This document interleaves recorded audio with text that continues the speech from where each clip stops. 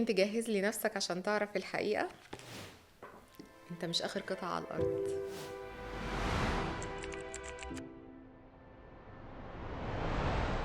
لما تيجي تبتدي في علاقة جديدة ما ينفعش ابدا ان انت تدخل العلاقة دي وتفهم اللي معاك ان انت اخر قطعة على الارض، وان انت ما حصلتش ومفيش زيك، وانك الفرصة الاخيرة والفرصة الوحيدة، وان لازم اللي قدامك يقعد يتشقلب قدامك علشان يعمل لك كل حاجة ترضيك.